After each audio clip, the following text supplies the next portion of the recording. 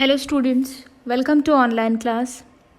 In today's class, we'll discuss regarding the limitations of audit. What are the disadvantages of audit, conducting audit in organization?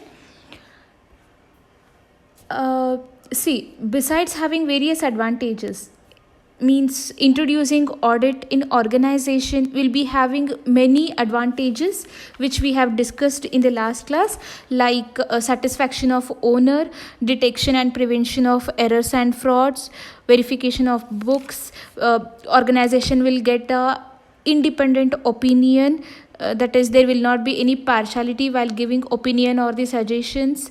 Then it will create or establish check on the minds of the staff working in the business, then protection of rights and interest of the shareholders, and so on. Right, there are many advantages of introducing audit process in the business. So besides having various advantages, there are some inherent limitations of auditing also. Then what are those limitations? We'll understand one by one. Okay, first one is higher cost burden. That is, due to higher cost burden, the auditor limits his scope of work. Now, why the higher cost burden will be there in auditing? See, company accounts. Okay, company accounts will be what? It will be too much. The transactions will be in n number, right? So day-to-day transactions will be recorded. So auditor has a lot of work. He requires what? N number of auditors to verify these books of accounts, these n number of transactions. So it will be what? The result will be what? Auditor has to pay to his assistants. Right? In order to go through these n number of transactions, he has to appoint n number of auditors. And these auditors will be working for the purpose of what? Salary. Right? Every employee will be working for the purpose of earning the salary, earning the money. So he has to pay them. This will be what? He has to incur a lot of expenses. So due to higher cost burden, auditor limits his scope of work. That is, instead of in-depth checking of books of accounts, okay, he go for testing or sampling. He just select a group of transactions, he verifies it and he gives his suggestions, right? So as he selects testing or sampling, in-depth checking of books of accounts is not possible. Okay, so higher cost burden will be one of the limitations of auditing. Next is based on test checkings or test checks. As I've told you, instead of in-depth checking, he will go for what? Test check. Okay. As I've told you, generally an auditing exercise is based on what? Test checking. Okay. So inferring a result, what will be the result? That whatever the result or opinion or suggestion we will be getting from the auditor will be on the basis of test check, and always need not to be true 100%, as he only select sampling only a portion of the transactions, okay, for verification. So the result might to be true or it will not be, right? It might not be true 100%, right? So as auditing is based on test checks, there is no need that it should be 100% true. Okay, next point is insufficient time. See, generally an auditor need to release the report up to a specified timeline. He will be having one timeline. Within that timeline, he need to give his report to the organization, right? Sometimes this timeline become a disadvantage for him. How? In carrying out the auditing exercise effectively, okay, it will become what? Disadvantage for him. This time constraint may affect the amount of evidence that can be obtained from concerned events and transactions after the balance sheet date. That is, see, as I have told you, auditor will be having some timeline. Within that time, he need to submit his report.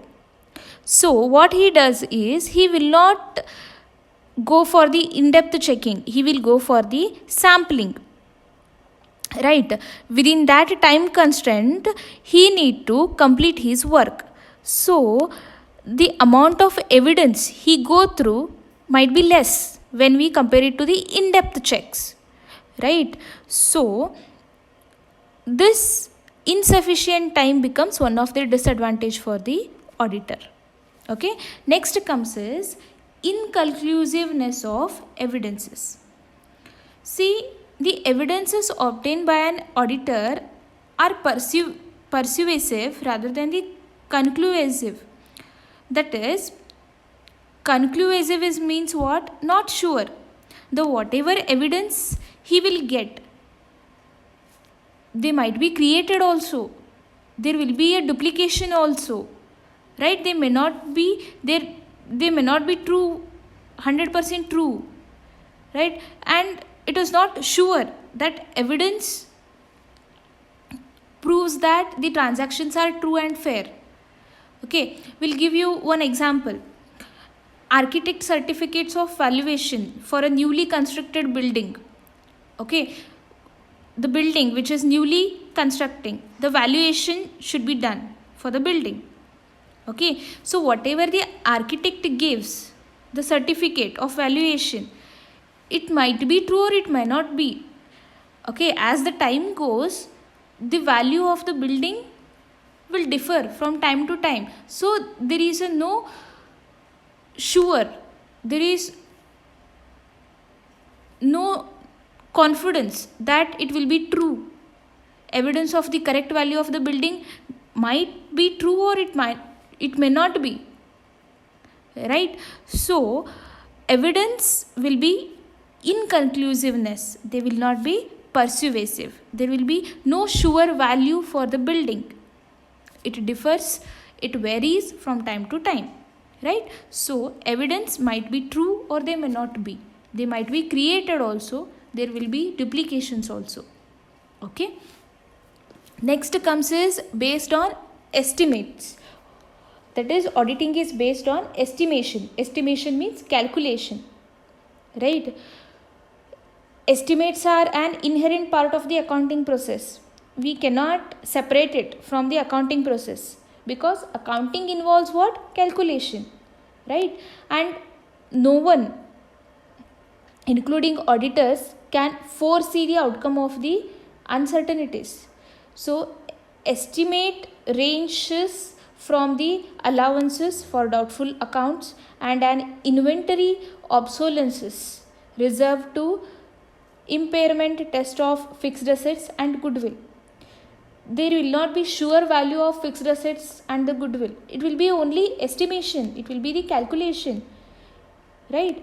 An audit cannot add exactness. He cannot add exact value of the building or exact value of the asset or exact value of the goodwill. It will be just a calculation. He will be just foreseeing the future. He is just predicting the value, right? So certainly these values or audit will not provide exactness and certainty to the financial statements when these factors do not exist. Okay, so as auditing is based on estimation, it will be one of the limitation. Next comes is based on the information provided by the management. The whatever evidence will be provided, it will be provided by the management. Whatever calculation will be provided, it will be provided by the management of the company. So whatever the information will be provided to the auditor will be provided by the management. So the audit opinion is based on what? The information which is provided by the management. There will not be any exactness. Okay, only prediction will be there, and whatever the evidence management provides, only that will be verified by the auditor. Hence, outsiders cannot fully depend on the auditor's report. Okay, so these are what? Some of the limitations of the audit. Okay, The other things we'll discuss in the next class. Thank you.